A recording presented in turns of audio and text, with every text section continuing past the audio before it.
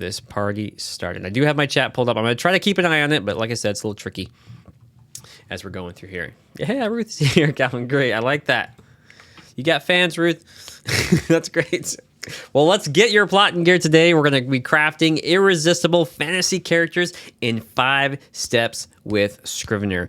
And oh boy, this is like, Christmas for me, because for real, I love writing fantasy. I love creating characters. It's like the core of like what we do as writers. Okay, so let's just dive right in. Let's do it. Okay, now for those of you who don't know who I am, I know a lot of you do, but there might be a few people who don't. I'm Oliver Evanson. I'm a writer. I'm an editor, and I'm a Scrivener and writing mentor, largely thanks to this exceptional software. And I have been using Scrivener for the better part of 15 years to improve my own writing and editing skills, and I'm really eager to teach you these skills in my position as the outreach specialist for Literature and Latte, the creators of Scrivener and Scapple. Now, I love connecting with you guys, and so if you want to connect with me, please send me an email. I love getting your emails. I do read them. I respond as much as I can, and better yet, you can also join my email list. I frequently send out valuable tips and techniques to help you become a better writer, and all subscribers will receive a free copy of my starter novel template. So if you like that, check that out. I'll drop the link in here towards the end,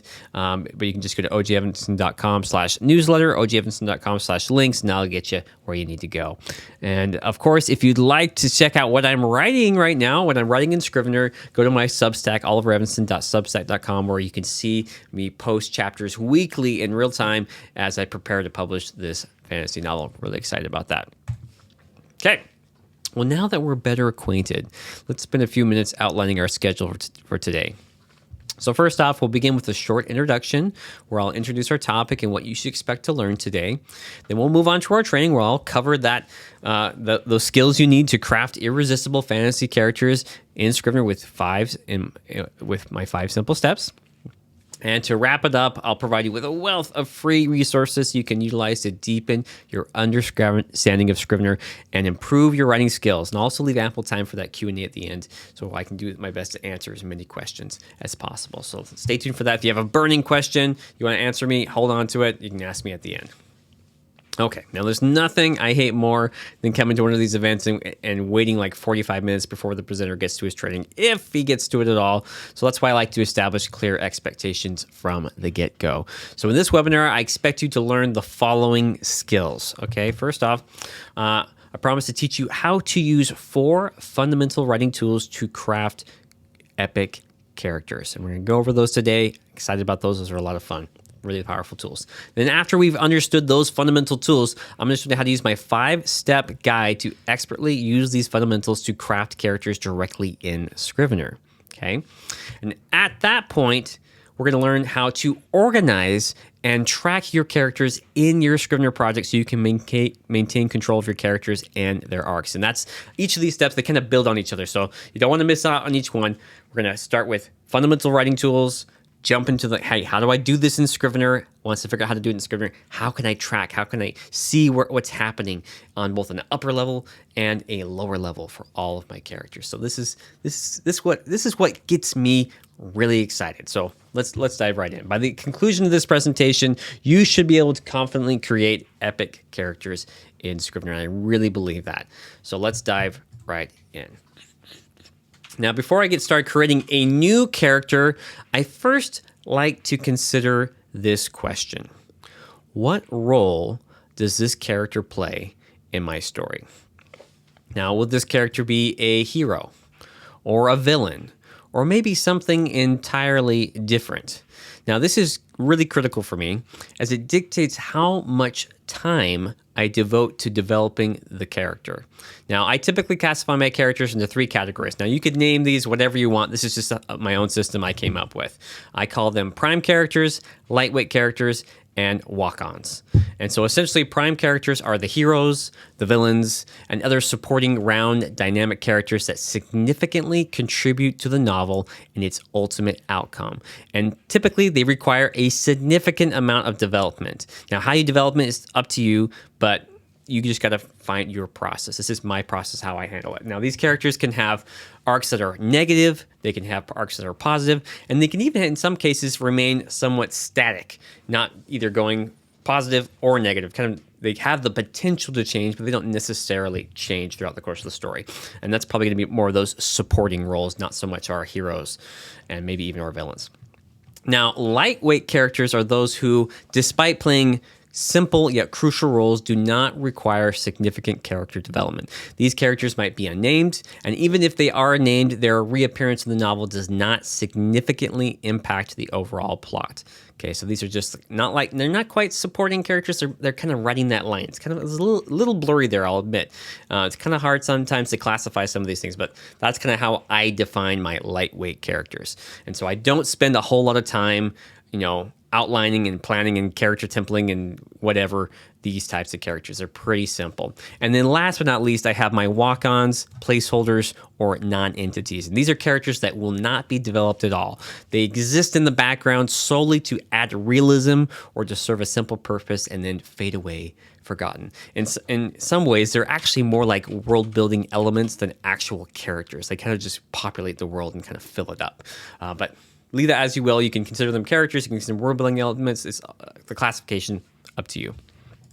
Okay. Now, today's webinar isn't about lightweight or walk-on characters. Those are kind of, like I said, they're kind of those smaller characters we won't care about. We really want to focus on how do we craft prime characters, or how do we create epic prime characters. Now, you'll need more than just Scrivener to figure this out. You'll need to grasp 4 fundamental tools that form the foundation of a well-rounded, dynamic character.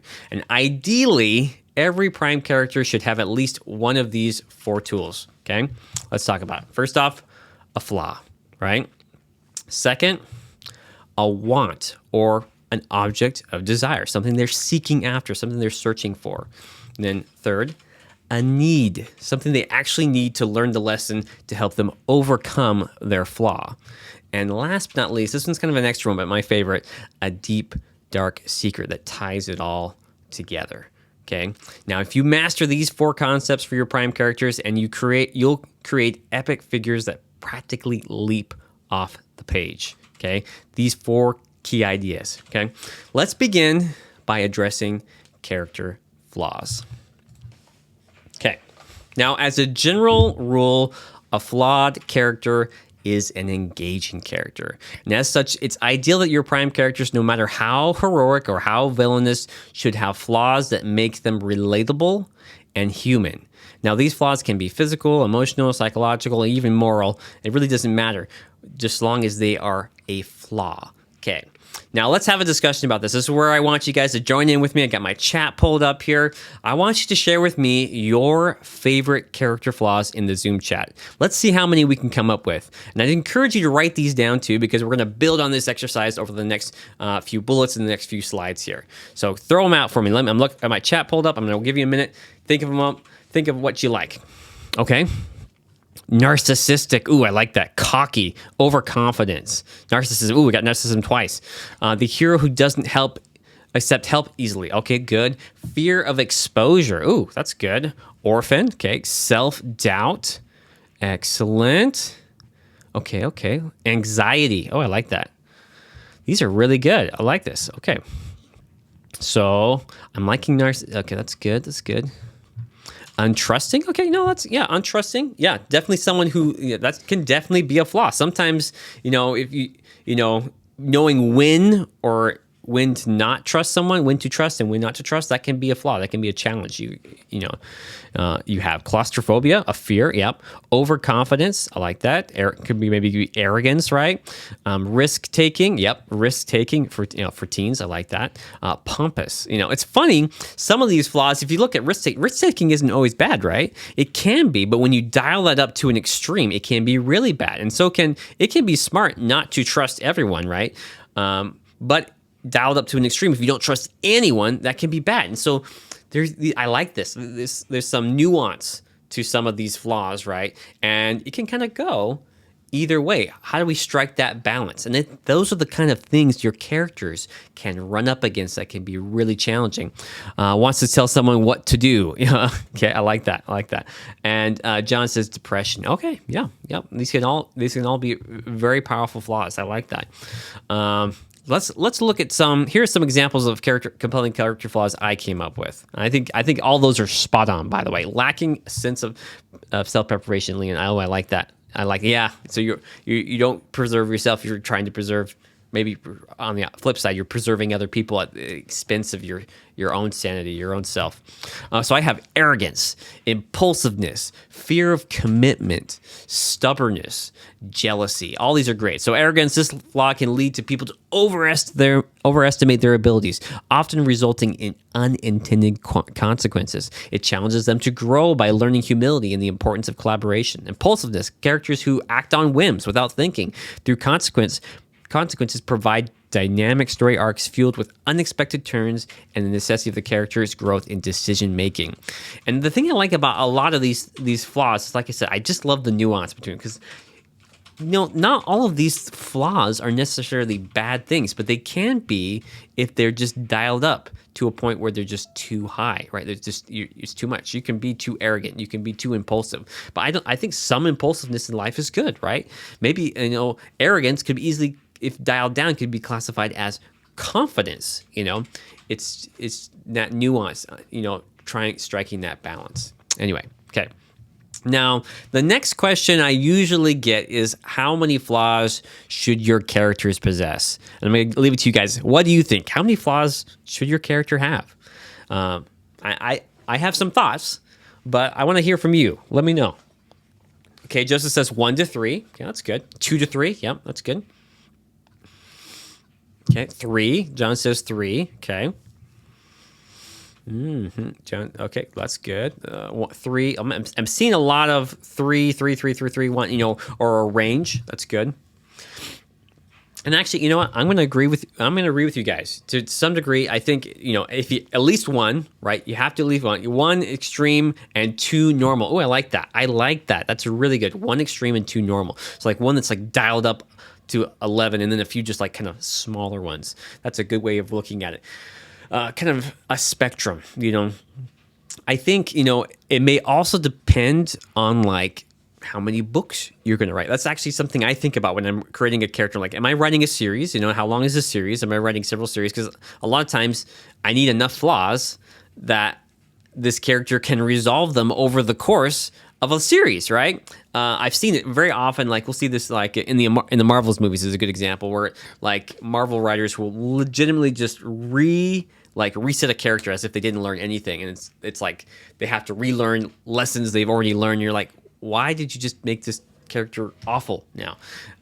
We want our characters to have range. They want to be able to grow over the course of a series. But if you're just writing like a single book, or maybe a trilogy or something smaller, then maybe they don't need a ton of flaws. They just need like 1 or 2, maybe like I like that idea of 1 extreme and then maybe 2 smaller flaws. And the real focus is saying, hey, let's focus on solving that extreme flaw, that fulfilling that need by the end of the book. Yes, Calvin. Ooh, that's a good point. Not so many that the readers hate them. Yes. So let's talk about that. Multiple flaws. You can certainly have several flaws, but it is important to exercise caution. You're so correct, Calvin. Ensure that they also have redeeming qualities. Otherwise, they risk becoming unlikable and unsympathetic. So remember, if you're familiar with the save the cat thing, right? Remember to give your character a chance to save the cat, that metaphorical moment, to signal to your readers that this character is worth redeeming, right? So that is really, really important. So bonus points for more flaws, but definitely watch out for that. Be caution, have some caution. And so what I recommend you do, especially if you're going to do a lot of flaws, you do need to have those redeeming moments and maybe even some redeeming qualities, that help. That help that character. So let's think of a few examples. So choose one of the flaws you had that you guys suggested, okay, before, and say what might be a redeeming quality that this character has, despite this flaw. Okay, despite this flaw they have. So I know it's kind of a tricky one. So look at one of your flaws you have, and then think, okay, this is a flaw that this character has, or flaws. If you have more than one, what are some redeeming qualities this character could have that maybe could be in opposition to that flaw, but kind of work with it. Generosity. Okay, that's a good one, Megan. I like that. Okay. Let me grab a drink of water while you guys are thinking those up. Attention to detail. Okay, I like that. Yeah. So observant. Okay. Loyalty. Ooh, I like loyalty. That's a really good one. You could be like a really, arrogant, impulsive person, right? Maybe even a little jealous, but you're like hyper loyal. Like I'm super loyal to this person to the point, like maybe not to the point that it's a flaw, but to the point like it's like, hey, you can rely on me, right? I'm loyal. I'm not gonna what do you call it? Betray you. Amanda, animal lover. Okay, I like that. Philanthropy. Okay, I'm seeing a lot of good stuff here. Here, let me throw down some ideas I've got too. So, redeeming qualities. Okay, here are some examples of redeeming qualities I came up with. Compassion, right? So, the ability to empathize and care deeply for others often propels characters towards selfless actions, making them relatable and admirable, right? Courage. I don't think I have that one listed there, but I have it listed in my notes.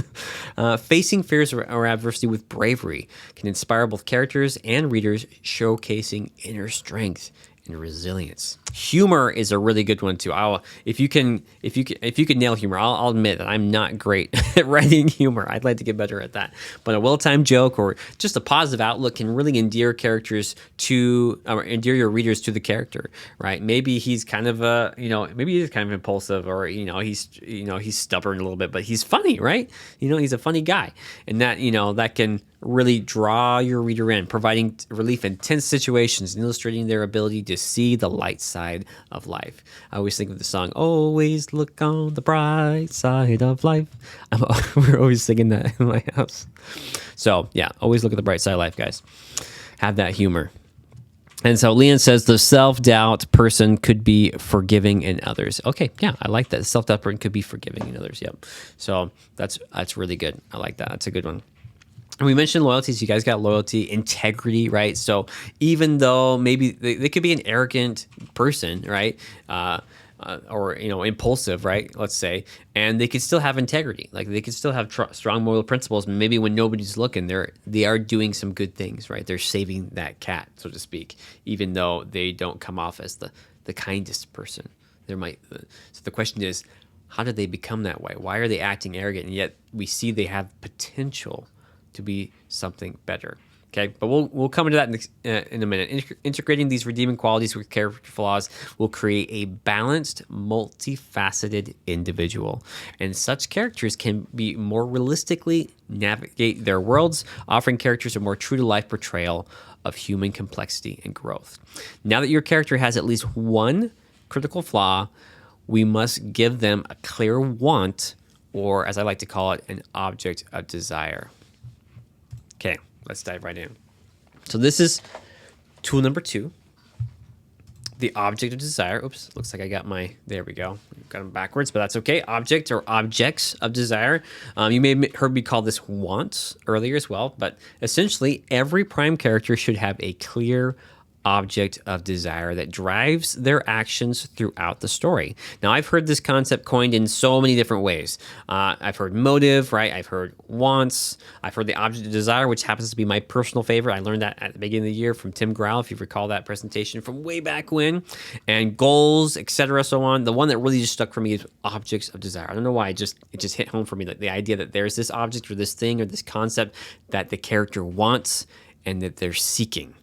Now, it doesn't really matter what you call it, but whatever their object of desire is, it should be clear to you and the reader. And it also must be wildly different from what they actually need, okay? So if your character does succeed in obtaining their object of desire through the course of the story, it shouldn't bring the gratification that they're searching for, because what they want isn't what they really need. And isn't that how life is? We always want something, and it's like, yes, if I have this, my life will be great. And then we get it, and we're like, that just didn't bring me the satisfaction I imagined it was. Good, right? Honor, I like that. Yeah. Bravery, yeah.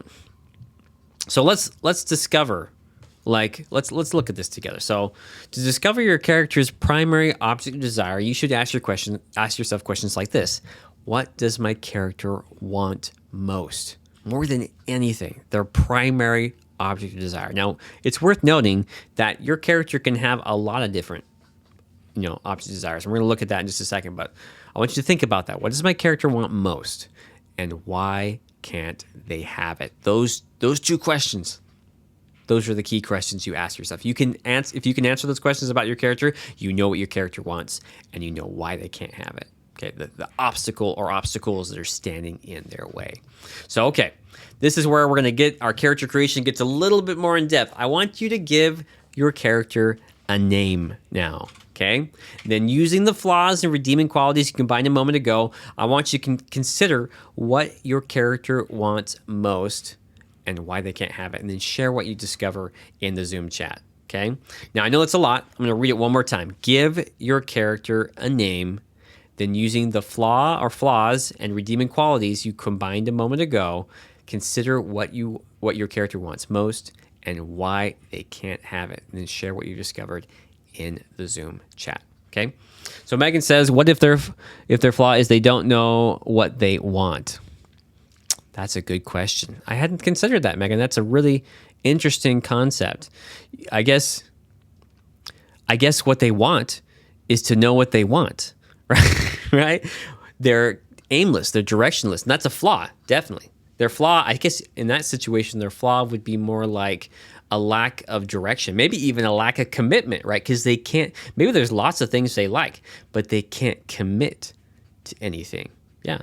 So, I mean, I'd probably noodle around with that. I'm not sure I have a clear-cut answer for you, but I think that's a great question. Yeah. Think about it. I would, that's a really cool concept, Megan. So I would encourage you to do some deep thinking about that. See if you can come up with something. Joseph says Carson wants to impress a romantic interest and be braver, but anxiety and self-doubt prevent him from saying anything. Ooh, I like that. I like that a lot, Joseph. That's really good. Okay, we got character Carson. I'm going to give you guys probably a couple more minutes here because I know this is kind of a complicated one. Give you about 2 more minutes. I'm going to look at this, and then we'll talk some more. I'm going to drink some more water.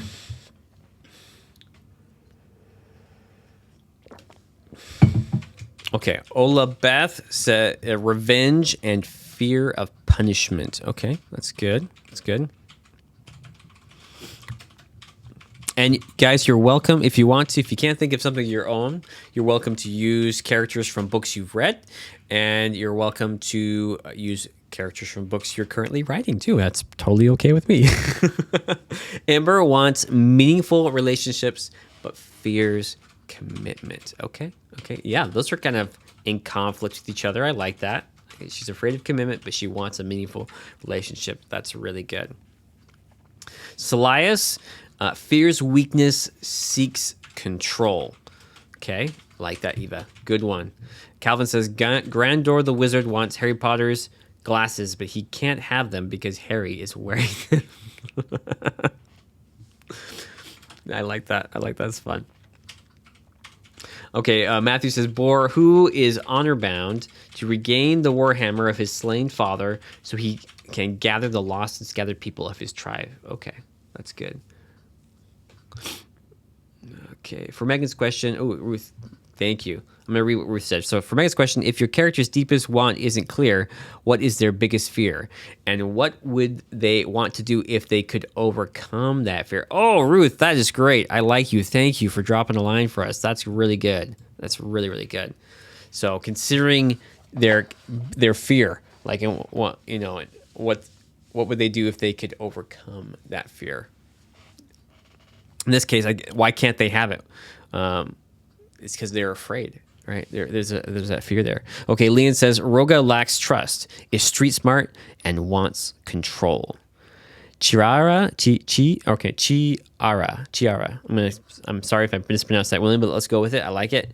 Wants to find her parents, but self-doubts herself. Okay, good. I like this.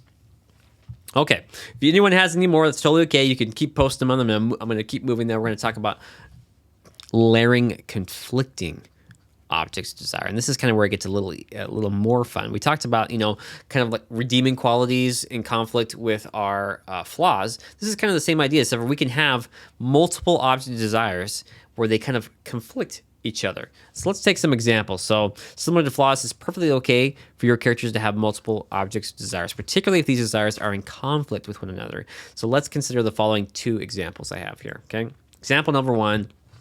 the desire to get fit and lead a healthier lifestyle. That's me right now. I'm literally living this right now. It's a very common goal, yet this often clashes with our love of cake and candy and fast food and other wonderfully indulgent treats that I love so much. Now, the two objects desire in conflict with each other are in conflict with each other, but ultimately the character or you must make a decision to prioritize one thing over the other. And often finding a balance between the two is an ideal state. But that is really challenging, right? It's really challenging to get that balance, right? I don't want to get into the whole health debate, but like I don't want to give up everything that I enjoy eating, right? Just to be healthier. But neither do I want to just keep eating and eating until I'm feeling like horrible, right? It's finding that balance. And so if I'm having a challenge with that, that's certainly something a character could have a challenge with. Now, example number 2, I want you to imagine a character with a strict moral code. Okay, this is more fantastical, that prevents him from taking a life. I'm thinking like Batman or something, like can't kill anyone. Yet he aspires to lead a rebellion against an evil king. Right? So that quest may necessitate bloodshed. And as a writer, you get the opportunity to explore how your character navigates this goal. Will he uphold his moral code, or will he break it? Or will he oscillate between the two? The internal conflict here could lead this character to act in ways that either reinforce his core beliefs through justifications and delusions, or maybe actually change him in a manner that allows him to accept that some bloodshed may be necessary for the greater good. Now, regardless of what happens for this character that, I just made up, right? You have an engaging character already and an interesting story. You're wondering, okay, he has this strict moral code. What is he going to do? Right? How is he going to act? How are those desires going to work in tandem or work against each other? And so, if you want to now, okay, does your let's do another one. Does the character you've created today have any conflicting objects of desire? So, if you looking at what you've created already, is there anything that you could add that would be in conflict with their primary object of desire? So you can share some potential conflicts for your prime character right in the Zoom chat for everyone to see. Okay, and I'm gonna go back and read what we got. Let me read that one more time though, so everyone got that. Let's start layering conflicting objects of desires. Does your character you've created today have any conflicting objects of desire or wants? Right? Maybe conflicting goals. Right? However you want to put that. Share some potential conflicts your prime character might have in the Zoom chat with everyone. Okay, I'm going to read back and see what we got. Richard says, Aaron, who wants to save his sick child but has to do illegal things to do it. Ooh, I like that. Joseph says, a former adventurer who is now bored in his retirement looks for excitement in the mundane to the detriment of those around him. Okay, that's interesting. I like that. Okay, I'm going to give you guys, let's say, a minute or two to consider some conflicting objects of desire. I'm going to take another drink here. Think back to our 2 examples and see what you can come up with. So Joseph says, I actually have a short story about that adventure. Oh, really? That's cool. If you guys have stuff you're working on, I love to hear that. I love to hear that. If you publish anything, let me know. And also, if you're Substacking and you post it on Substack, let me know too, because I'd love to read it. So that's great. Okay, I'm gonna look through the chat here, see if there's anything I missed back at the beginning. I love how we've kind of built on this throughout the the presentation today. Sorry, my brain is having a moment. Okay, well, I'm gonna leave it at that. If you guys think of any conflicting objects of desires, drop them in the chat for me. I'd like to hear some thoughts from you guys. But since having an object of desire is not enough, there's still more we need to do. Since what the character wants won't really bring the fulfillment they really need, your prime character must also have a need that must be fulfilled to correct the flaw in order for them to feel complete. Okay, so let's look at that. That's what we're going to talk about next. We're talking about needs. So let's look at it. Now that if you've read Jessica Brody's Save the Cat Writes a Novel, excellent book, by the way, absolutely love it. You may be familiar with the following term, shard of glass, the shard of glass. Now, I'm going to give you a short explanation of what this is. This concept represents a psychological wound that has lingered beneath your character's surface for a long time. Okay, now over time, scar tissue has formed, manifesting as a significant flaw that influences their behavior and leads to their missteps. Now, as the author and creator of this world, it's your responsibility to uncover the origin of the shard of glass, okay? And you can ask questions like the following. Why is your hero so flawed? What events have shaped them into the person they are today? Most crucially, what will truly heal your hero's life? Excuse me. And what do they genuinely need? Okay, so those are the kind of questions you want to be thinking about when you're thinking about the needs, the shard of glass that explains the flaw they have. Maybe even to some degree, it's all connected. It explains the things they want, right? And so finding and drawing connections between flaws, wants, object desires, and needs are critical. That's the glue. It's going to make an amazing, epic character, okay? So think about that. What does your character genuinely need to fix their flaw and have fulfillment in their life? So you guys got some great characters there. Drop in the chat some ideas. How are you going to help the former adventurer, Joseph? How are you going to help Aaron, Richard? How are you going to help Chiara, William? Let me know in the chat. I want to see what is they actually need. What is the key thing that will actually help them overcome their flaw?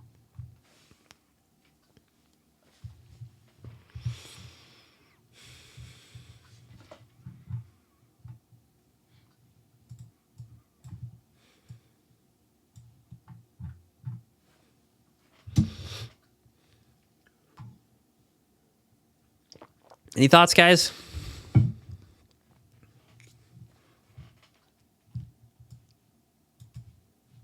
Oh, the chat has gone silent. There we go, Leon. Thank you. Roga needs to find needs a found family. Can relax. Let me look at Roga. Roga lacks trust, is street smart, and wants control. And Roga needs to find a family so they can relax. Okay. Joseph says, feeling that his friends trust him enough to be left alone without worrying he will destroy things. Okay. Renee says, I'm sort of writing and listening.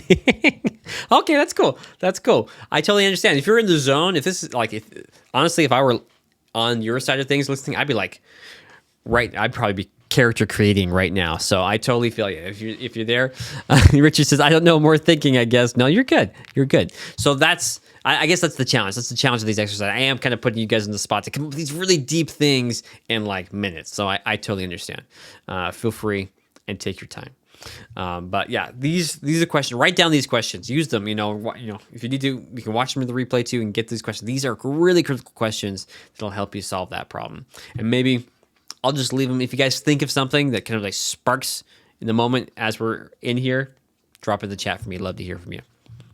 Okay, now I'd like to take a moment and focus in on this second question here. This one right here. I said most crucially, what will truly heal your character's life? That is a very important question. But what events have shaped them into the person they are today? And this is where I'd like to take you to consider the concept of a deep, dark secret. Now, this is kind of an extra one.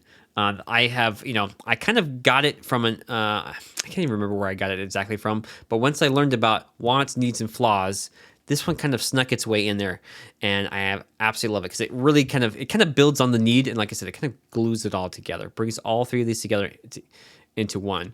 So let's look at that. So when I first started creating characters, I really didn't give much thought when creating a character backstory. I would literally just write a backstory that kind of goes on and on and on and on unnecessarily, and then come up with like really contrived reasons why this backstory for this character should fit in my story. To make a long story short, it didn't work. It really doesn't work very well. But when I discovered the idea of the deep, dark secret, I rejoiced because the deep, dark secret is a backstory with a purpose. Instead of spending hours and hours just like writing nonsense backstory, I could really narrow my focus to key events that explained why my character was so flawed, and really needs kind of, it's like taking the need and like narrowing it in, like why do they need this? Why, like what happened in their past to make this happen? So it's, let me say it again, the deep dark secret or secrets is a backstory that explains why our prime characters are so flawed. And it can also help us identify what our character really needs to overcome their flaws. Now, the deep dark secret doesn't necessarily need to be something terrible. I'm going to point that out, but it is something that has happened to your character in the past that has greatly impacted them, an experience they have kept hidden from others. It could be a traumatic event. It could be a mistake they regret. It could even be like a secret talent or a skill. Okay. Now, let's see. I'm looking in the chat here. But AZ says, sense direction, though, never had one what to do. Megan said they feel like journal prompts. I need to come back to, yeah. Yeah, a little bit. Secrets, deep dark, will get lost, can't read the maps, no one understands, so how does he travel the two sacred space? I like this, guys. Was abandoned at a young age, and he blames himself for it, so he attached himself so closely to his former adventure group that he's afraid to live alone. Oh, wow, these are really good, guys. These are really good. So think now, with the characters you've created thus far, consider what deep, dark secret or secrets they may have that explains why they are so flawed. And feel free and share that in the chat. I don't think I'm gonna put any pressure on you guys to get it in like really like I was earlier, because this could take a lot of thought, a lot of thinking. So feel free, think it up, write some things down, share with me in the chat. We'll look at them as we go throughout. So here are some examples of deep, dark secrets I came up with. So hidden guilt. A character may have played a role in an unintended accident that caused significant harm or loss. And despite outward appearances, they carry this hidden burden of guilt. A past identity, a character you might have previously lived under a different identity, and so that can add layers of mystery and internal conflict. Secret love. They harbored unrequited, is it unrequited? I think, yeah. Feelings for someone close, which complicates their interactions and decisions throughout the story. We could have them in part of a past betrayal. The character might have been involved or aware of a betrayal against someone they care about, and they struggle with the repercussions or whether to reveal the truth. And so on. Undisclosed talent, family secret, past crime, tragic loss. These are all great, like, big events that can happen in your past that can really affect what they need, what they want, and the flaws that present in their lives. So think about that. These are really, really good. These are just some great ones to get started with. Ghastly, gruesome, grumpy puppy. Okay. Well, that's it. That's our 4 fundamental tools, writing tools we can use to create epic characters. I want to add that our focus is fantasy characters, but these can be used on any kind of character. Okay, just be aware that you can use it for any kind of character. Okay, let's see here if I'm missing something. Now, delving into these secrets allows you to create really rich backstories that add depth to your characters and challenging them to either overcome their hidden past or be haunted by them. So now that we know how to create a great character, how do I go about applying this knowledge in Scrivener? Well, to help you craft these characters, I've created unique character templates in Scrivener to assist me personally, and I'm going to share those with you today. But first, let me take you through a look at my 5 steps to crafting irresistible fantasies characters in Scrivener. Let's dive right in here. So that's all the intellectual stuff down, okay? We've dealt with the writing portion. We're now going to go into practical application. How do we apply these principles? Now, first off, this should be no surprise to anyone. What's our first step? Create your Scrivener project. Now, if you already created a Scrivener project, you can certainly use what you've got it, but if you're starting from scratch, this is a great place to begin. When starting out with any Scrivener project, it's a good idea to select a template that best suits your need. Now, I recommend the following. First off, we have our blank templates, and they are great if you just want a fresh canvas with nothing in your project but the 3 core folders. We have the draft folder, the research folder, and of course, the trash. Now, that said, there are a few drawbacks to the blank template. For example, there are no templates whatsoever in the project. So if you're a template person like me, not ideal, which means that if I want templates, I'm going to have to set up my template folder. I'm going to also have to go ahead and create and import any templates I may want to use into the template. Another minor thing is that the compiler also isn't set up for quick manuscript export. So I'd actually need to go and create and assign section types and my project settings and kind of get everything set up for compiling. That is I know it's kind of a long off at the end thing, like when I'm sharing something, but that's something to think about. Like, you will actually have to go and set up those section types and your compile settings and everything before it's done. Now, notably, all of these things are pre-configured in the Novel and Novel with Parts. So if you're good with the Novel and Novel with Parts templates, it's a great place to start. Those are included with Scrivener by default. They're also all set up in my free starter novel template as well, and in my 0 to first draft Scrivener template. Now, the primary distinction that between these templates lies in the content these templates offer. So let's take, for example, the Novel and Novel with Parts template. The Novel and Novel with Parts template includes, by default, a basic template for characters and settings, example manuscripts, front matter, and a few other things as well, right? All sorts of great fun stuff. On top of that, my free starter novel template includes the Irresistible hero sketch that's crafted to help you develop a compelling hero for your story, a simple organized binder, no superfluous documents, and the manuscript folder is set up for a book series rather than just a single manuscript. And last but not least, for those seeking to dive even deeper, you might consider my 0 to first draft Scrivener template, which encompasses my hero, prime, lightweight, and character templates all built into it. And it even has a walk-ons and placeholders character template if you're interested in something like that. Also, numerous writing tools, exercises, and an activation guide designed to help you get up and running very fast. So all these are great. You can't really go wrong with any of these templates so long as you're clear on what you want to do.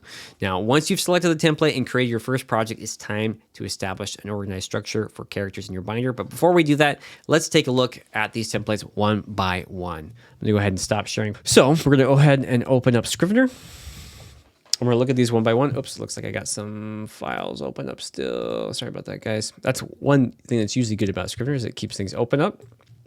Now I have mine set up to open up to my default templates because these are the ones I use most frequently. But for most of you, you're probably going to start right here in the Getting Started section right there. So let's go down first to our blank template here, okay? Let's go ahead and create that. I'm going to call this my fantasy novel. Why not? Number 1. We'll go from 1 to 3. Now, ideally, you want to give very specific names to your projects so they're easy to find and easy to use. And you do want to go ahead and save them in a place you can find it as well. Documents, Scrivener Projects is a great place. If you want to save your projects to the cloud, I do recommend Dropbox. Dropbox is a great place to do that. Just make sure you have a Scrivener Projects folder where they're all saved so they're not just scattered all over your computer, right? So go ahead and click Create. This will be our blank project. We open it up. You see the nice thing about this is it's just clear cut. If I were brand new to Scrivener, I know we had a lot of people who were new to Scrivener and didn't know what we were doing. This is fine. You come in here, you got an untitled document. You could call this a scene, maybe, like so. And then we could come down here to the bottom left corner, create a folder, call it a chapter. This is my favorite structure in Scrivener. So I just grab a chapter folder and a scene like this. And now I'm ready to start writing, right? Start writing my fantasy novel. Just like that. Very simple. I'm already ready to go. Want to create another scene? What do? I just click the plus button down here again. Scene, I'm ready to go. But the downside, once again, there is no research. There's nothing else in this template. It's just literally a draft folder, a research folder, and a trash folder. Okay. So if you want to keep it simple, keep it clean, blank project is a great way to go. But like I said, there are some things you may have to do. You may have to come to your project settings here and create a templates folder if you want to have templates. So let's come in here. I'll create a folder. We'll just call it templates, like so. I'm going to go to project settings, special folders, and then I'm going to select the templates folder right there. Click OK. That'll be set up now. Now we're set up to make templates, and now I can come in here and create my own character sketch, right? If I could spell, there we go, or a setting sketch. I can start from scratch, and I can totally do that. There's nothing wrong with that. I can come in here, build it out in Scrivener just how I want to, and you can see just so we have an idea, we'll do character name, so we can see this in action. Setting, oops, undo. Setting name, right? Like so. If I came up here and I created another folder called characters, maybe even change the icon here. Change icon. Let's find a good one that looks good. We have a character. I think we have a character one somewhere. There it is, right there. We'll use the photo like that. And then I can come in here and go add character sketch like so. And there it would. See, I've got it all set up. Doesn't take too long, but it's just an extra step, another thing I have to do, right?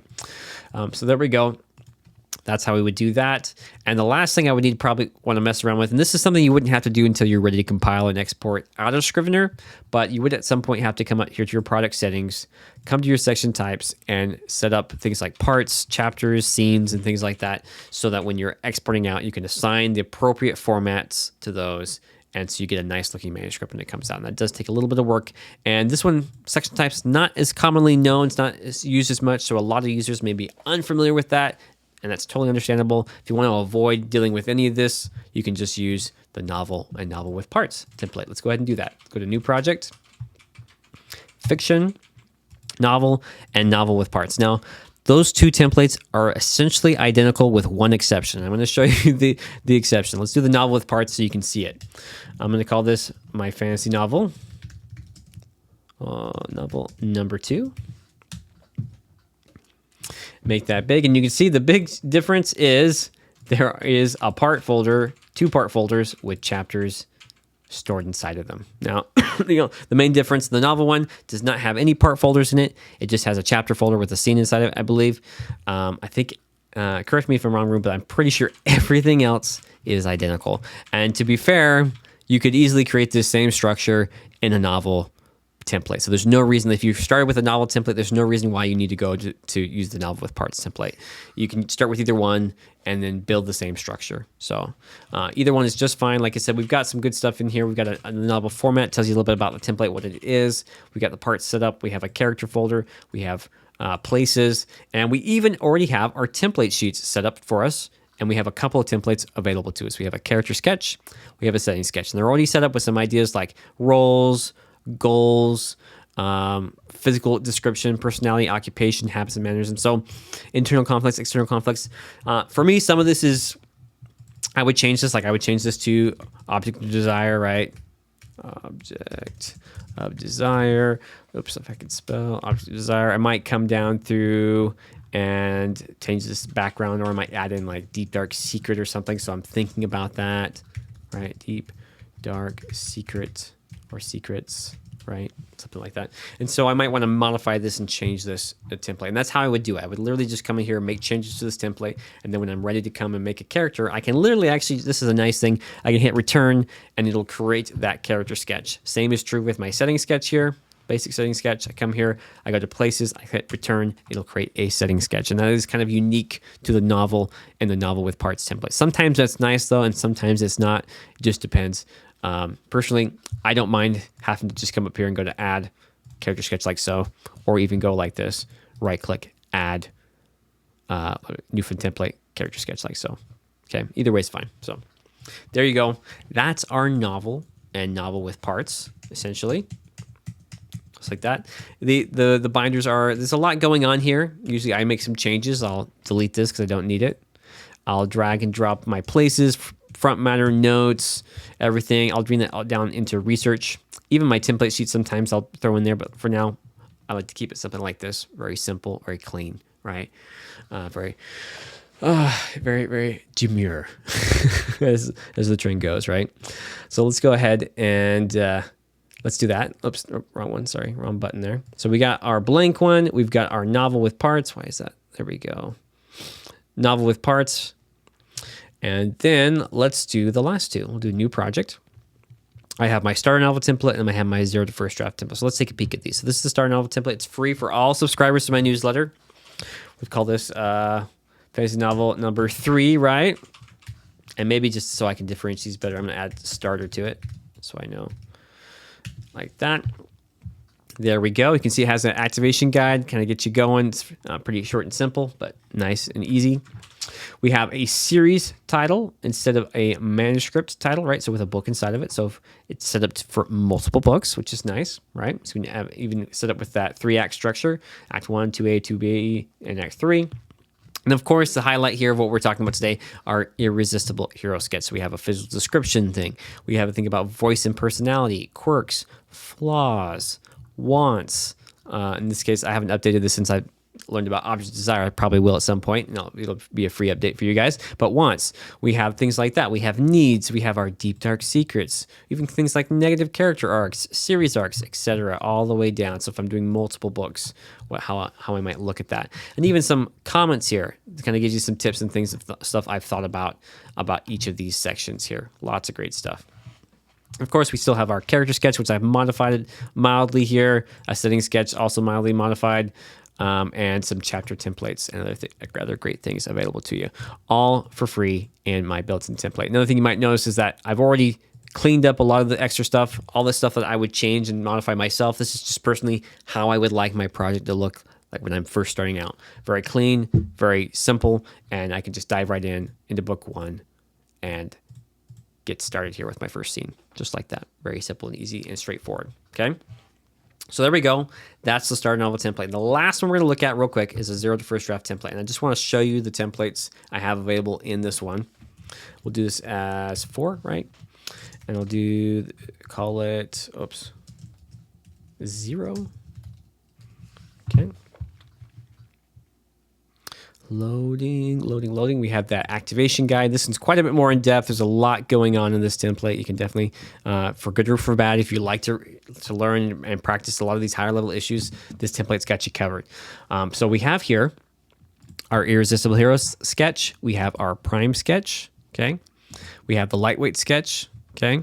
It's a little bit simpler. Okay, we have a chapter template, and if we actually even go to the toolbox here, we have some other key templates available as well. I think there's the walk-ons and placeholder sketch to kind of get you started with how that might work, and even an upgraded setting sketch as well. So a lot of fun stuff going on in the 0 to first draft template. Whether you use it or not, totally up to you. You don't need it. You may want it. Whatever works best. If this feels overwhelming, that's okay. If it doesn't, if you're like, yes, this is what I want, this is perfect. There's tons of great stuff in here to help you get started. And this is the one personally I use. I like it. It has all the stuff, all the tools and stuff that I want in it, and I continually improve it, add upon it. This is my home base, I guess you could say. So anyway, there you go. That's the 4 templates. I'd encourage you to use one of those 4. It doesn't matter which one. They are all great. Okay, let's dive right back into our presentation here. Okay, now you can see that we've created our project. We've chosen our template. We're ready to go. What's my next step? To organize my characters in the binder. Okay, and this is really not so much about organizing characters that already exist. This is about creating a structure in my binder so that it's easy to find. So when I create a character, I know where it goes. Okay, so first off, we have prime characters. Okay, and I'll do something like this. I'll have like heroes, villains, and supporters, and maybe some neutral and static characters, right? So if I want to differentiate that. Lightweight characters, I have recurrent lightweight characters, and then just kind of one-off lightweight characters, and then I have my walk-ons, placeholders, non-entities, and usually what I consider with those is like occupational things. Things where it's like, okay, what kind of occupations, what kind of characters exist in this world that I can use, and I want to have at my beck and call to kind of fill up the world, right? So now, this is my personal preference. You can use any organizational method that suits you. You might want to organize your characters by role, such as protagonists, antagonists, supporters, however you want to do it. Alternatively, you could arrange them by gender, alphabetically, or just devise your own system altogether. This is just personally what has worked well for me. So what we're going to do, let's see here. So let's open up Scrivener. We will use the starter novel template, since it's the one that popped up. And I'm going to create this hierarchical structure in my research folder. I could do this in any single one of my character folder, any of these templates. Sorry. So let's go ahead and do this. Okay, so I'm going to go ahead and I can use the general character folder. That's fine. Up to you if you want to use it or not use it. Maybe we will. You know what? Let's go ahead and come in here. We're going to create a folder. Call it prime characters. You can call this whatever you want. This is what the structure I like. Okay, so we've got that. I'm going to go ahead and create another one. I'm going to call it lightweights.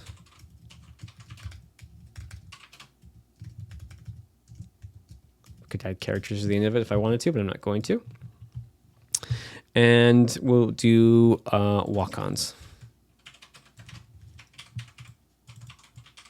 Like so. Okay. And then what I'll do is I'll create a structure in terms of like, okay, we'll do it like this. We'll come in here and create another folder. This time we're going to push that one over and in. We're going to call this heroes. And we're going to call this, I don't know why this is here. Villains. And let's do add new folder. Let's do supporters. And we'll do static too. Static and or neutral. Neutral or static characters. Neutral. Static. Okay. That means they don't change much, right? They have potential to change, but they don't change. And let's see here, lightweight characters. Okay, lightweight characters. I might do something like this. Have a folder for recurrent. So characters I expect to see again. And one-offs. These are characters that are not going to require much of my time. Sorry, can't speak. And last but not least, I'll throw in walk-ons. We're going to do a occupations. I'm just going to come up with a bunch of different occupations and kind of populate that in my story. Okay. So there we go. Very simple. Now, if I wanted to, I could take this a step further, maybe change some icons so these look a little bit better. I could even add my own custom icons if I wanted to. It takes a little bit extra work, or I just use what already exists. Okay. Up to you. But personally, that alone would be more than sufficient. We got everything kind of looking really clean and nice. The nice thing about having custom icons with that, I could get a really unique look, and it would be easier to differentiate one folder from another, right? But there you go. That's how I would set that up. Step 3, create 2 or more lists using the name generator. Now, when creating a character, I love to have huge lists of names to work with. And Scrivener's name generator is perfect for exactly this reason. It's particularly useful for recurrent, lightweight characters, or simply when I need a quick name for a new character. Now, I generally create 3 lists. I create a list of male names, a list of female names, and a list of unisex names, names that kind of like land somewhere in the middle, right? So those 3, that's what I have. Now, another cool thing is you can actually right-click on any of the generated names and quickly search them in the web to check if they're commonly used in other books. And spoiler alert, they probably are, but you can then decide for yourself if you want to use that name or not. And if you have time, you can actually or if names have a particular importance for you in this project, you can also go ahead and create your own custom named list. This is a little bit more challenging, but it's worth it. To add a custom list to Scrivener's name generator, you can create a CSV file. It's kind of like an Excel file, but a little bit different. File using applications like Apple Numbers, Microsoft Excel, or even a simple text editor like TextEdit would work just fine. Basically, you just need to ensure that each name is separated by a comma without spaces. And if you want to use the obscurity slider, which I'll show in just a minute with your list, you'll want to arrange your names from the most common to the most obscure. So let's get started. Let's jump in there and let's make our names with our name generator here. Okay, rolling right along. Desktop 1, share, and let's go with Scrivener here. Let's do it right here, and I'm actually going to come in here and add another folder. I'm going to call it names. Oh, we'll just call it character names. Okay, and then I'm going to push that up too. I'm going to call this. I'm going to add in a couple of documents. Oops, wrong button. That's one disadvantage right now of having when you hit return or hit plus. It'll add the character sketch. Right now, I just want a text document. I don't want the template, the character sketch. So in this case, I'm going to go ahead and click a new text. I'm going to call this male names. And I'm just going to duplicate that by pressing Command D or Control D on a PC. Go this female names. And I'm going to do another one, Command D again, and just do unisex. Names like this. And usually for unisex names, what I do with the name generator is I just use both male and female, just kind of get a mix and throw them all in one place to kind of add together. Okay, so let's do that. We're going to go to Edit, Writing Tools, Name Generator right there. Okay. It's going to pop up this window right here, and there we go. We're ready to start generating some names. So I can do gender male, female, or either. I can attempt alliteration. I can do double-barreled surnames. There's a lot of different functionalities I can do. This is the obscurity slider I was talking about. If you want it to be more obscure, you can have it all the way set to the highest. If you want it to be less obscure, you can have it be the lowest. And so if you're adding your own custom names, you just need, when you're putting them in your text editor or Apple Documents or whatever, just make sure that each name, the least obscure is the one that you're putting in first, and the most obscure are the ones that are coming in last. So let's take a peek here what we got here. I have a couple things set up. It looks like I have, let's put on Catalan names for male and female, and let's do Catalan surnames. And let's also just turn on some, let's see here. You guys have any preferences and names you guys want to see? Let me see if I can pull up the chat. It seems I've lost track of that. Adrian says, Scrivener looks much easier than I originally thought. Oh, that's good. Glad to hear that. So, yeah. Thank you, Ruth. Appreciate that. Okay, yeah. So, are there any preferences here, guys, for any names here? I have Spanish. I have popular U.S., London, British, Polish. I even have some custom lists I've added. Norse. Oh, you want the Norse? Okay, I'll do some Norse. So the Norse ones, you can see by default, they're not included by default. These are ones I created myself. I probably could send them to you if you guys are interested. I had planned on making them a little bit better, but I can do the Norse ones here.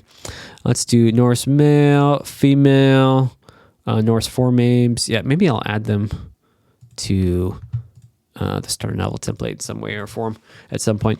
Yeah, let's do that. Let's just do Norse male and female like that. I can't remember if these were forenames or surnames or what. Okay, so we got that. We have Spanish. Okay, we'll throw some Spanish in there. Names, Spanish. Perfect. Okay, and let's do some surnames too. Danish, Japanese. Okay, we're just gonna turn them all on, see what we come up with. And do we have Roman? Oh, I don't think I have Romany, but we'll see. Okay, let's go with that. I think I got most of those. And how many names should we do? I have it set to 75 names. You want to do 500 names? You want to do 250? You want to do one? Give me a range you guys want to see. Because honestly, we can do whatever. It really doesn't matter. Typically, okay, 100? Okay, 100. Let's do 100. 100 it is. Okay, let's do 100. Oh, there it is, right there. 100 names, okay? And we'll start with male. Then we'll do female, and then we'll do either. We're not going to attempt alliteration. I like the attempt alliteration if I just need one name, but for this, I want the names to be kind of dynamic and different. I don't want them to be all this like very similar in that way. So I'm going to go ahead and do male names, no alliteration, no double-barreled surnames. We're not going to force it to start with anything, so we're just going to do it just like this and see what comes up.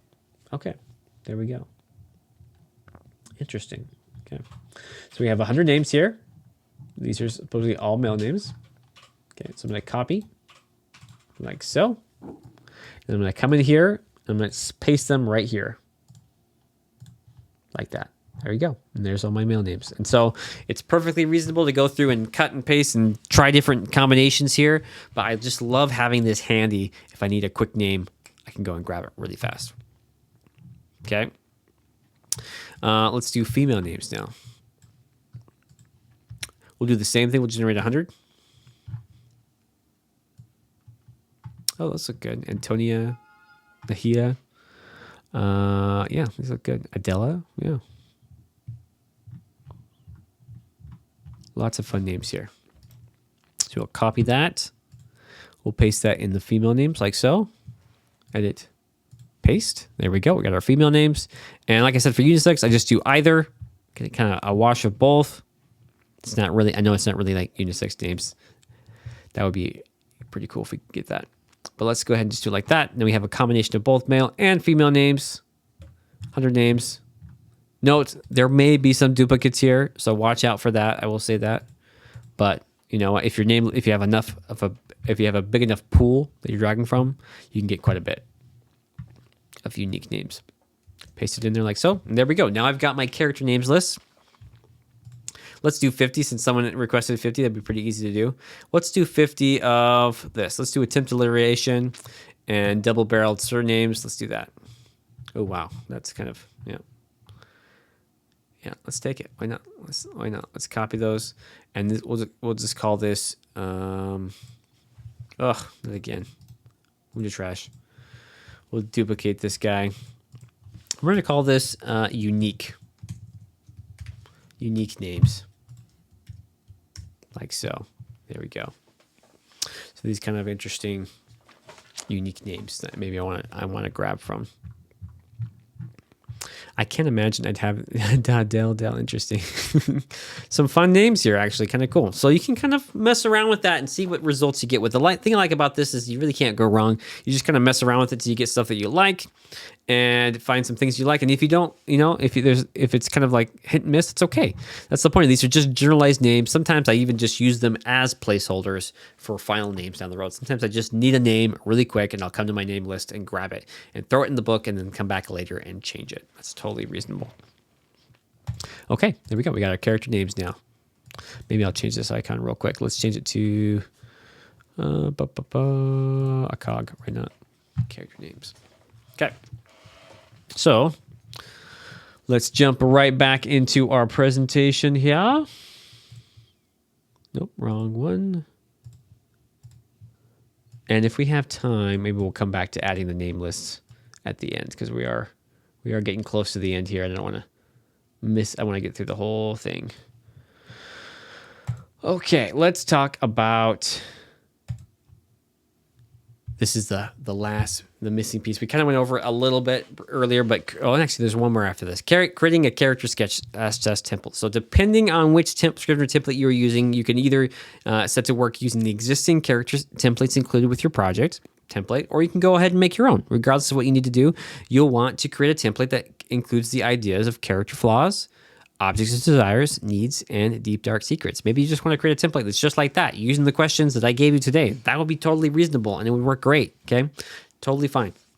Now, so whether you can see there, we have our blank templates where we'll actually have to add or create the templates ourselves. We have the novel with parts where we can use those built-in templates that are included with Scrivener.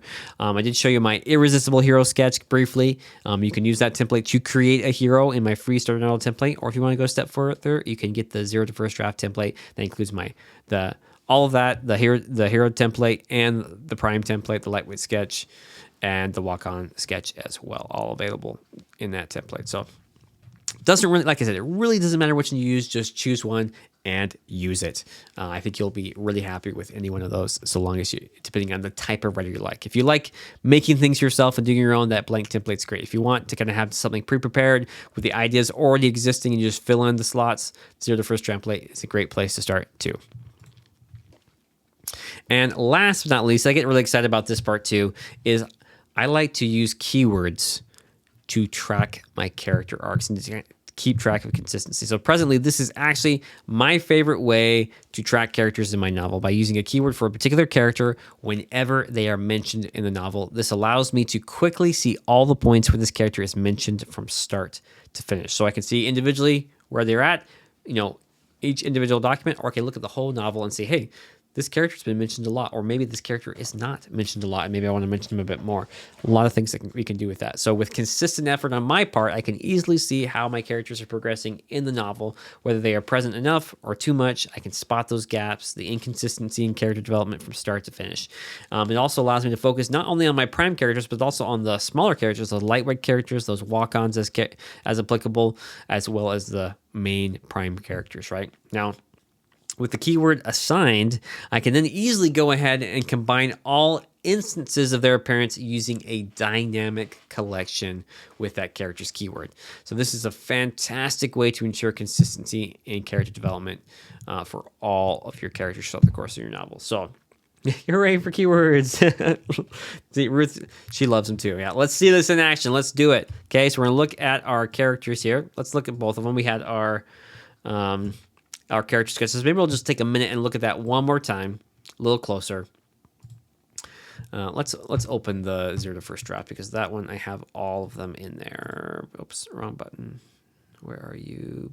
You can just, you can right click this. It'll show you all the recent projects you've worked on too. Kind of cool. Right click that there on your Mac. So we'll click that and open that up.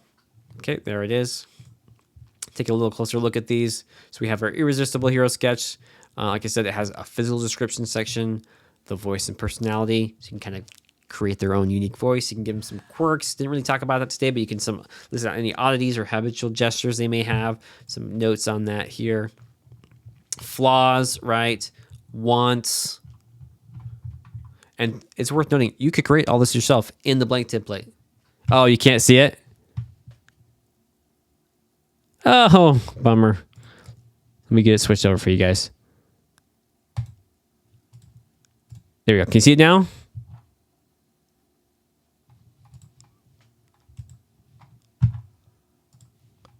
Okay, perfect. I think we got it now. Anyway, sorry about that, guys. Yeah, it's bound to happen at least once to me during a session. I always forget. I always share the wrong screen. Okay, well, there you go. We have our character name, age, gender, physical description, right? And so you can really get deep with this. You can go in and like figure out all the intricacies. And this is where it comes in for me. The more complex the character, if it's a prime character, I'm going to spend more time on it.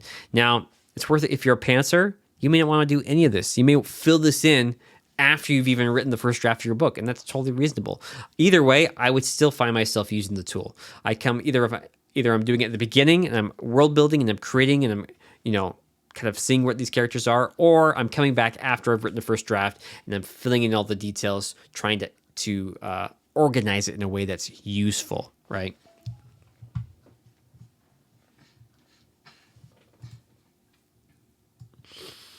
Okay, we'll look at that in a second. Okay, voice and personality, quirks, flaws, right? Describe the biggest flaw. Wants, needs, also. So many fun things. Secrets, arcs, lots of fun stuff going on in this template. And of course, you can change this to be whatever you have. If you have any suggestions for me how I can improve it, I love to hear feedback. So feel free to send anything my way. You're like, hey, I wish you'd add a section on this, or hey, I wish you'd change this to be that. Let me know. I'll look at it and see if it's a good fit for my template. We have here the prime sketch, which is actually quite similar. It is missing. I've taken out a few elements here. I'm trying to remember which ones I took out, but it is fairly similar. It's a little bit more simplistic than the hero sketch. We have our lightweight. Ideally, so one thing I should point out about the Irresistible Hero Sketch is that it's for the primary hero. So if you're writing a fantasy novel with multiple points of view, this one should be reserved for the main character, the one who's like the top hero. You may have multiple protagonists, right? Multiple heroes, but this is the guy who's like, or the girl or gal, right? Who is the lead, right? And the others are still kind of supporting characters. Yes, they have big arcs. Yes, they're really important, but they're not like the main character for the story.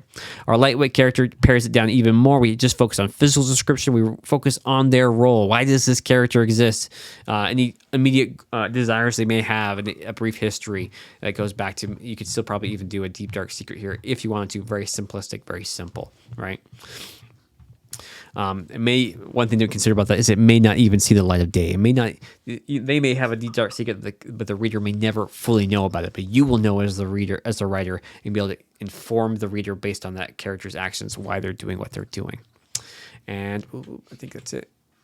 And of course, where is it? The walk under place. So this is, like I said, I focus on occupations for a lot of the background stuff. This is just gives you some examples you might work with for a walk holder or placeholder. I probably need to come up with some good fantasy ones here. These ones are all pretty modern, but yeah, you could definitely come up with some really cool stuff and just list out a name, what it is, what they might do, and how they would fill up your world, and create those elements and have a bunch of them listed in, what is it called? Your walk-ons and placeholders folder here, right?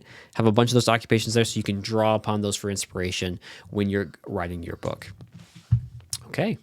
Well, looking good here. That's the characters, sketches, and things. Let's talk about using the keywords now. And keywords and collections. It's kind of they kind of work together. They really do work together.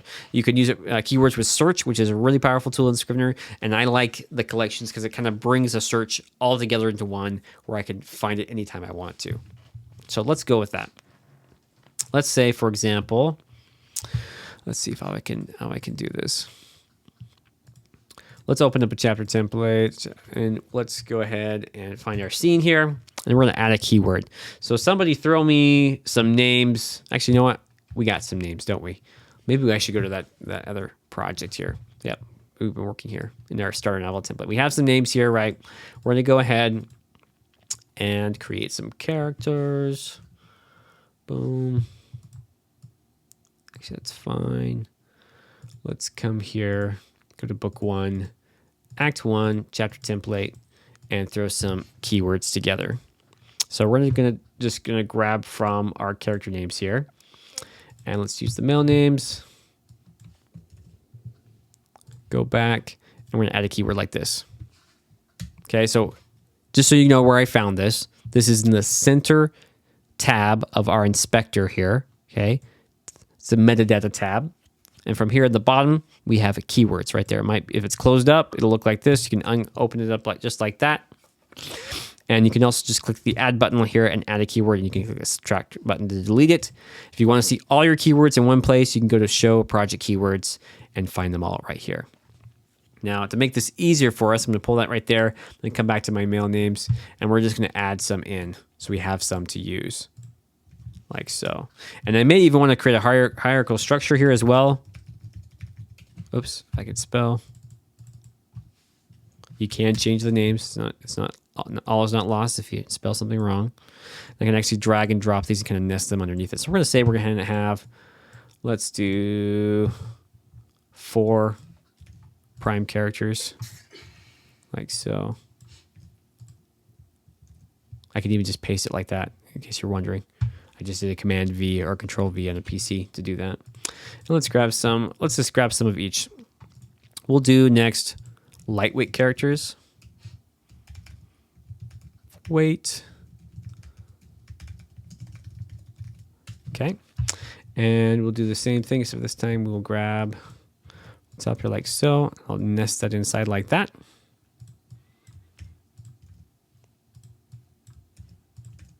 There we go. And then once again, I could even do some walk-ons. Does anyone have any walk-ons for fantasy novels? Throw something in there. Carolina, that's a great question. Here is my links. You can find all the information about my templates via my link here, okay?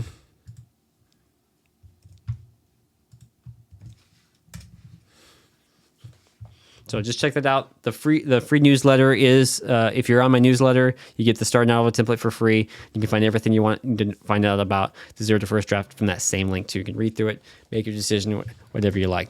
Okay, so we have said the butcher. Okay, butcher. Okay, I'm just gonna take butcher. I like that. So for walk-ons. I guess you could give them names. You certainly could give them names. But for me, I like to focus on nameless people, butchers. So maybe even town butchers, we'll say. Town or village butcher. Village butcher, right? Maybe if I'm differentiating between one butcher and another, I might do something like that. Undertaker, I like that. Undertaker. Undertaker. Okay. Thank you, Ruth. Appreciate that. Thank you, Renee, for said the butcher. Soul Reaper, I like that. Why not? Yeah. Oops, didn't get it. Soul Reaper. You notice too, I can have spaces between my. I guess you should be able to see that, but yeah, you can actually have multiple words as your keywords. It doesn't have to be a single word. I like that. Okay, excellent. So we see we got some things going on here, and now silversmith. Oh, I like that. Silversmith. There we go. Even a blacksmith. Yep, stuff like that. Yeah, lots of fun things we could come up. We could come up with a guard, a palace guard. We could do a soldier. I'm trying to think. You could think of all sorts of kind of like interesting occupations. Potions master. Potions master.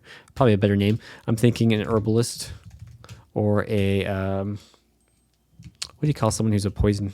An alchemist, dragon trainer. Dragon trainer. Alchemist. Oliver the Wizard. Wizards. Yeah, wizards are good.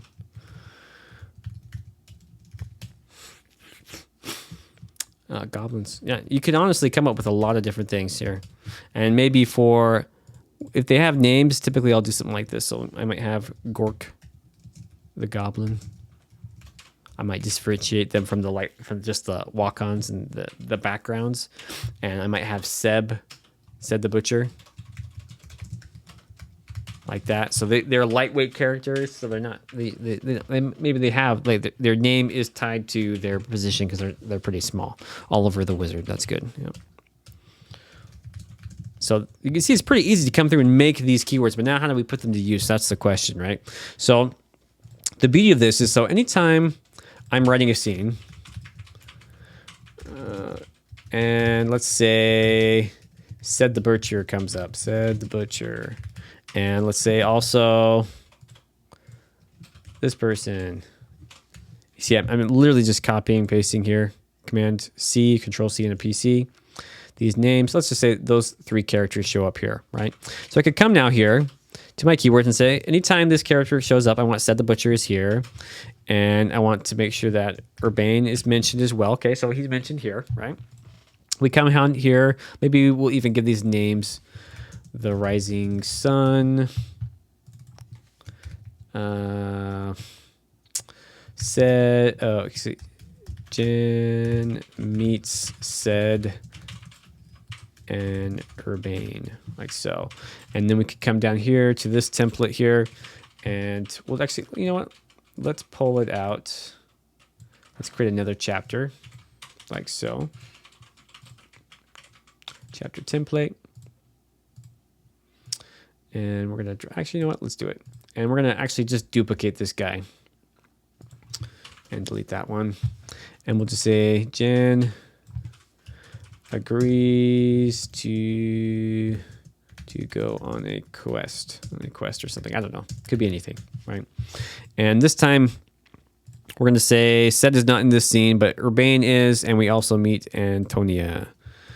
And we have some walk-ons too, let's say we have an herbalist, and we have a goblin, and a soldier, and an undertaker. All these things happening inside this chapter, inside this scene, right? And likewise, in this scene, we have this thing. Let's do it from Antonia, and we have a lightweight character. I think we got Gork the Goblin and Oliver the Wizard. And let's see here, stop that.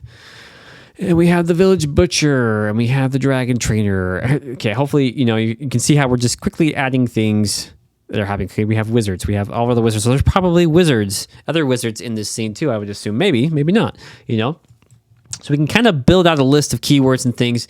And so the main thing is, like, I don't do this at the beginning like we're doing right now. I would literally write the scene, and then I would look at the scene and go back to, okay, what characters appear? And I'd add the characters' keywords here. And then what lightweight characters appear? Okay, the lightweight characters that appear here. What are the walk-ons or the placeholders that appear in this chapter? And I apply all those keywords in. Because once I've done that now, I can actually go search. I can change this to search by keyword. I can search for a exact phrase or anywhere. I'm gonna do exact phrase because I do want to get that exact phrase, Village Butcher or Dragon Trainer. Okay, and so we're gonna switch it over to keywords. And so let's say I'm searching now for, let's do Gork. Okay, so Gork is mentioned in that one there. Let's see if I can find Jan. Jan is mentioned in those 2 scenes. And so you can see very quickly, I could, as I start to build out and flesh out my novel, initially it'll be kind of small, but as the story grows and I'm consistent with it, I'm going to have access to all these characters, all the walk-ons, all the lightweights, all the prime characters in my search folder. I can search for any of them very easily and find out where they are, okay? And even better is I can take this, let's do Antonia here, search for her, okay? And we're gonna go ahead and click this little spyglass here, and we're gonna click this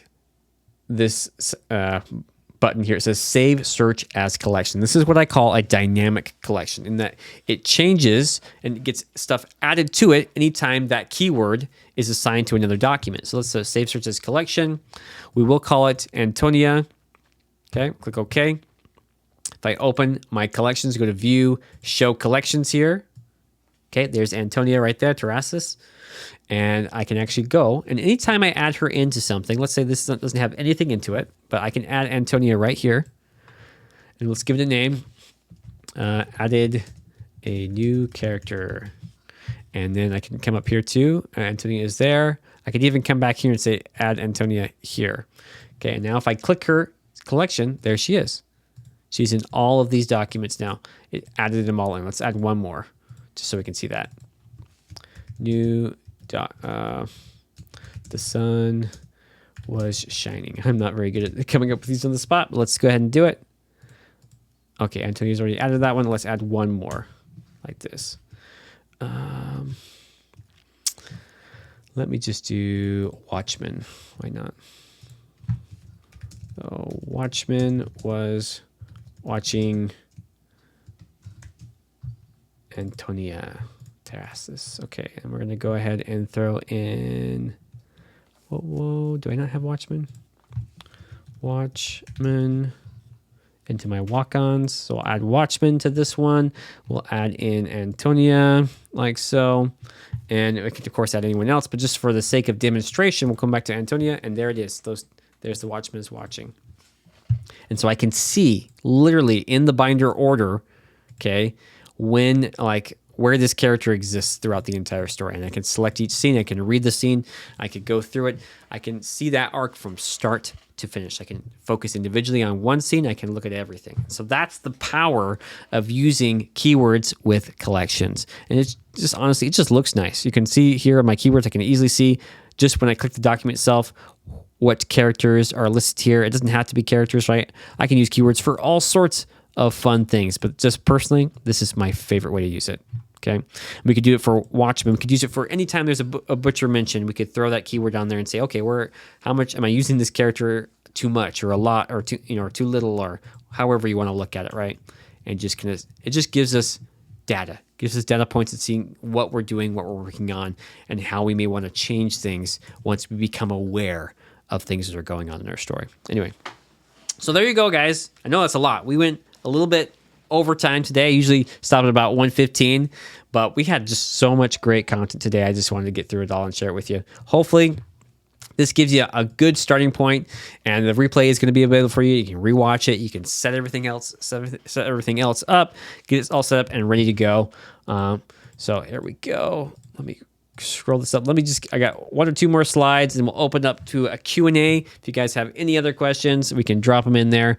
Let me go ahead and close this real quick, and we will do just that.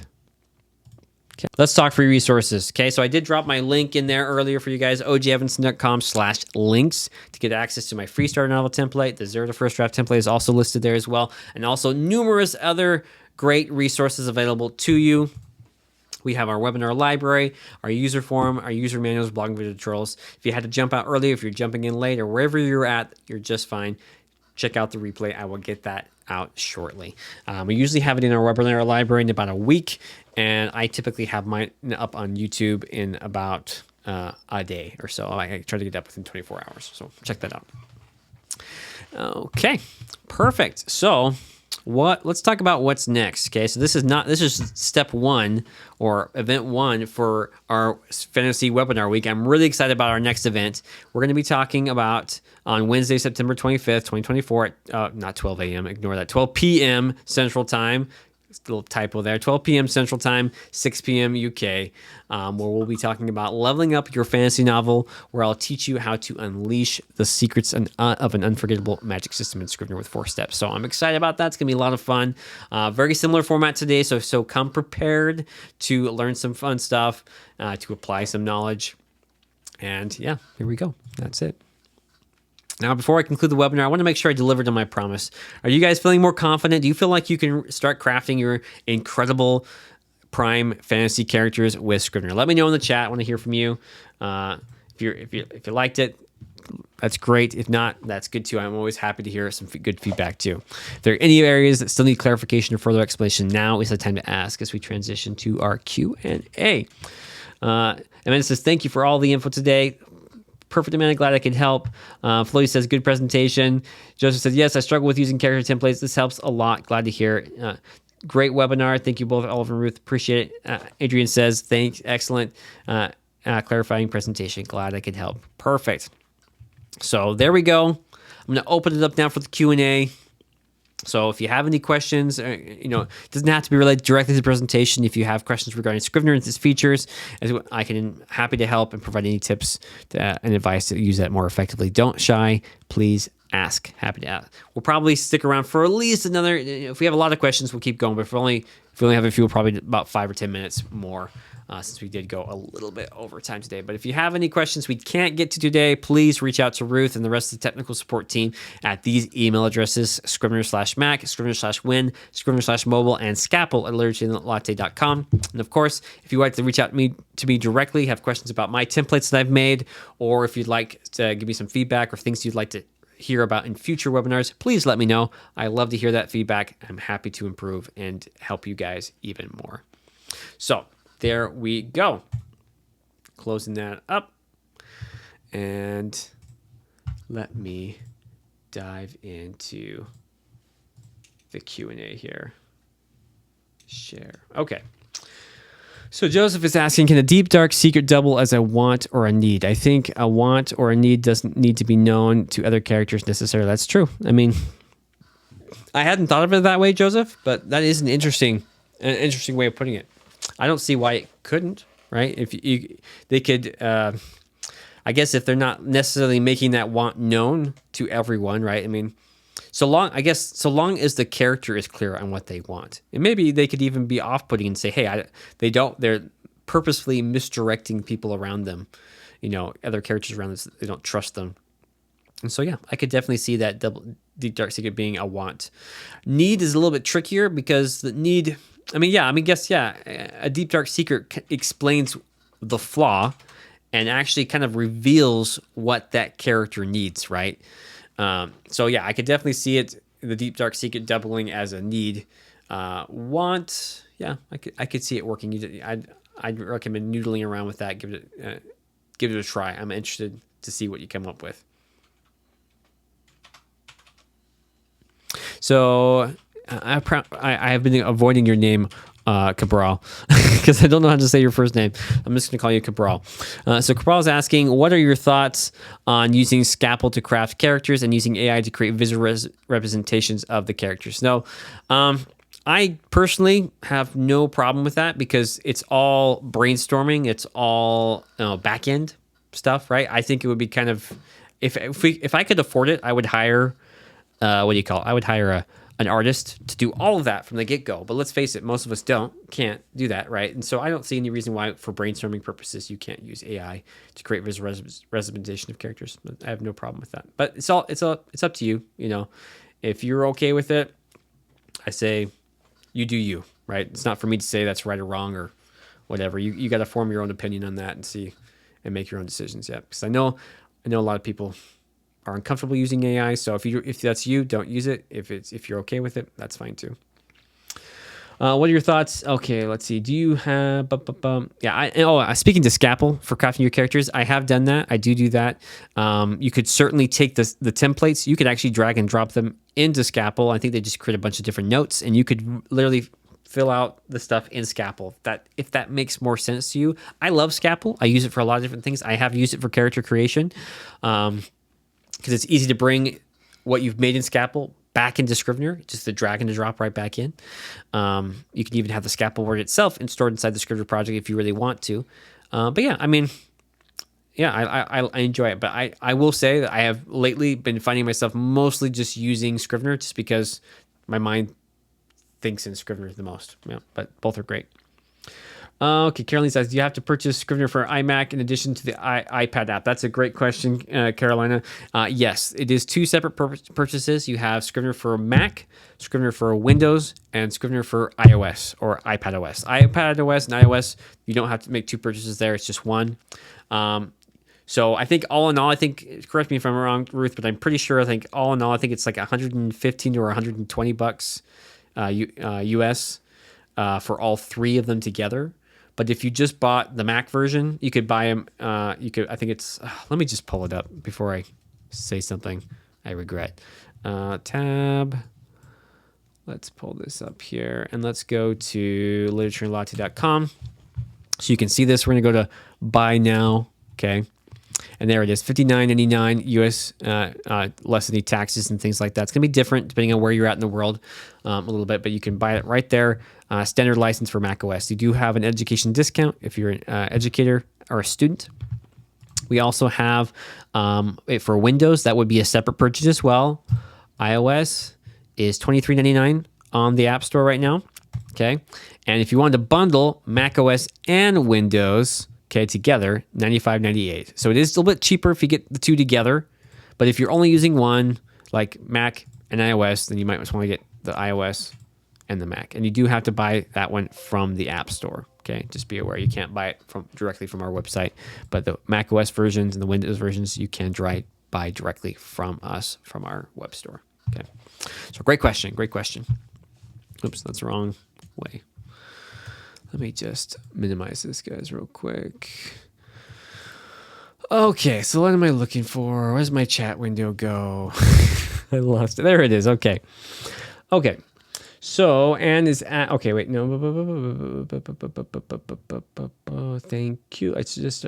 Okay, thank you, Ruth, for suggesting that. We definitely do have the 30-day free trial. I typically recommend that in my beginner webinar, but I failed to mention that today. That's a great one. So Wilbur is asking if we plan to bring Scrivener to Android. It is planned, but we are in the very, very early stages on that. It's very true. Developers aren't telling anyone and ETA yet, so we don't know exactly when, but it is like on the schedule. Correct. Just says, if you need beta testers, I'm your Android guy. Great. We will keep. You may have noticed that we do. If you follow our blog, we do actually do betas. So for a lot of the software we do. So if you're interested in being a beta tester, Joseph, I would make sure you're subscribed to the Literature and Latte blog, our that newsletter too, so you can get access to that when we're calling for beta users, because we do beta testing and things like that. So we want to make sure that software works and works well before it gets to you. Adrian's asking if I want to primarily use it on my desktop PC, but also use it on my iPhone. Would I have to buy both, and would they know how to talk to each other? Great question, Adrian. So you would have to buy both. Yes, you'd have to buy the iOS version and the PC version. And the way those would link together is with Dropbox. So you'd have to save your projects in Dropbox. So if we go to right here, you can see Dropbox. I have mine saved in Apps. Sorry, let me move this out of the way. Apps, Scrivener, and these are all the projects that are synced to all my devices where I'm signed into my Dropbox account. Bear in mind, you do have to use the same Dropbox account on every computer, right? Otherwise, they won't show up. So I have this, I am logged into my same Dropbox account on my PC, and so I can open and edit these projects with Scrivener 3 on PC. I can open it and edit it with Scrivener on Mac. I can open and edit it on Scrivener on iOS or iPad, because they're all logged into the same Dropbox account. So that's the key thing there. Dropbox is what brings it all together.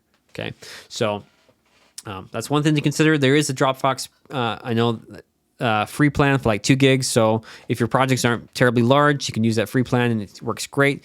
If not, if you have larger projects, then you may have to look at potentially upgrading your Dropbox storage. So that's something to consider. But personally, mine, let's look at the size here. Mine are pretty small. Yeah. 1.6 gigabytes total for my projects in Dropbox. So I don't take up too much space. That'd be just enough for the free plan. I just use Dropbox for other things too. So that's why I have a paid plan. But there you go. I mean, that's how I would do it. That's how I'd set that up. Hopefully that helps you out there. And or is it Adrian? Yep. So yeah, there we go. And it's asking, when you export to Word, can you reduce the number of carriages returns between chapter headings and the body paragraph? Great question. So you should be able to, if you're getting extra returns, like lines like this, in your manuscript, that means they shouldn't be there. Like usually what I do is I come and I go to edit text tidying, and I remove empty lines between paragraphs, and it usually gets rid of most, if not all, of those extra returns carriages there for you, Anne. I'm not sure if that's exactly what you're looking for, but yes, that should help you with that. But if not, then if that's not what you're looking for, if that doesn't solve your problem, please reach out to our technical support team, and they will take a closer look at your specific issue and see if they can figure that out. Oh, thank you, Ruth. And Ruth is also saying our user forum also is a great place to be because they will post the beta things and things like that there on in the announcement page on the user forum. So if your forums are your thing and you want to be part of that beta, that's a great place to be. That's where they post those beta calls. Leon's also saying thank you. So okay, unfortunately, I have to leave. Oh, thank you, Leon, for coming. We'll miss you, but I totally understand. Joseph, okay, gotcha. Keely's asking, can I use my iCloud Apple for backups for backup my project or just Dropbox? Great question. Carolina, you can use iCloud for backups, okay? So long as those backups are compressed, okay? So they need to be zipped. Let me show you what that looks like, okay? I do use Dropbox. If you come back to my here, I have a backups folder here for all of my Scrivener backups. So this is what they look like. They have like author platform / back3.zip. If I were to undo this one right here, you'd see it is in fact a Scrivener project of the author platform. When I do that, it actually makes a copy, and I can drag and drop that to my desktop. Don't open it inside your back folder. That's never a good idea, okay? It will, in this case, I moved it out of Dropbox, and I can then open it up and have access to that again. If something happened to the original project or if for some reason I need to get something out of this old project here, okay? And that's what they would look like. Yeah, you can certainly do that. So long as they're zipped, you can save them in iCloud. It turns out my iCloud is filled with photos, so not a good idea for me. My Dropbox actually has a lot more space in it than my iCloud does. But then again, I have a big family that takes a lot of pictures. So that's just, for me, it doesn't make sense. But for you, certainly, yeah, no problem at all. You can go to iCloud Drive. You could create a new folder called Backups, like so. Maybe Scrivener Backups to make it even more clear. I would then go into Scrivener here. I go to Scrivener, Settings, Backup, and then I would choose the backup folder. And you want to do this for each device, okay? Each device that you have Scrivener installed. I'd go to, where is it? iCloud Drive, Backups, and I'd select this folder. I click Open and do that. And I'm not going to do it because I don't want to change mine, but that's what I would do. Yep, that's how I would set that up. Oh, I lost it again. There we go. Okay, looking good.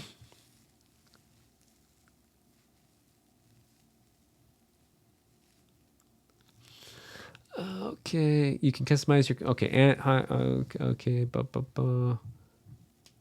okay, thank you, Ruth, for tackling that one, that compile one for me. That's great. So, and if you need additional help with that, it looks like Ruth has got you covered there. John is asking, I use both iOS and macOS versions, making life a lot easier. Yes, I agree. I like using them both. In fact, I thought I would use the iPad more, but I don't. I have my MacBook, and I love my MacBook. I'm always using my MacBook and taking it with me. But when I don't want to take my MacBook with me, I'm not usually taking my iPad, ironically. I use my iPad at home for entertainment stuff. But I usually take my phone with me. My phone's almost always with me. And so when I don't want to pull out my iPad or my MacBook, I just grab my phone, open up Scrivener, and get to work on it. Absolutely love that. It's a great way to use it. It does make things a lot simpler. Not always having to pull. Anytime inspiration strikes, I can just quickly pull up my phone and do it rather than jumping on my computer, any of my computers. Okay, perfect. Okay, perfect. Excellent, guys. So those are some great questions. This has been an excellent session. Thank you all for coming. This is wonderful. So I think we're going to go ahead and call it there, because we have just we've just gone way over time today. I love it. I love it, though. To be fair, I love it when we go over time. I have a lot of fun. That means we're having fun. We're learning a lot of things. We're getting a lot of work. Let's see. Maybe one more question. Okay. Andrew says, so to ensure total compatibility and that you are using the most current version of your work, you would simply save to Dropbox. Yes. Dropbox is the most compatible with Scrivener projects, and I keep them all there. And I edit them on all my devices. Yep. If I have projects saved elsewhere, they're not projects I'm actively working on. They're like demo projects and things like I do for these presentations and things like that. I keep all my active projects in Dropbox in my Scrivener folder. Even my backups, you can see I keep them all here from all my different devices. Yeah. The thing I like about Dropbox is that it literally downloads all this stuff on my computer. As long as I have that check mark, that means they're downloaded. Looks like some of them aren't downloaded, so I could come here and make sure that they're all available offline. That way, even if something happened to Dropbox, more than likely they're still going to be safe on my one of my various devices. So, yeah, I love it. So I would encourage you to use Dropbox. It's great. I mean, no cloud sync service is 100% perfect. There still can be issues, but I've rarely run into an issue. I haven't had, if you're smart about it, you keep things organized and things looking good, you'll be just fine. Well, awesome. Thank you everyone for coming. Let me go ahead and drop in my link one more time for anyone who wants that. If I can find it here. OJ links. Got it. There we go. So there's the links there to all my stuff that's going on there. So feel free to jump on there, check out the templates and things that we've got. And thank you so much for coming. I've had a blast today. You're all amazing. And I will catch you all on Wednesday for our next presentation, talking all about magic systems. Okay? See ya. Have a great day.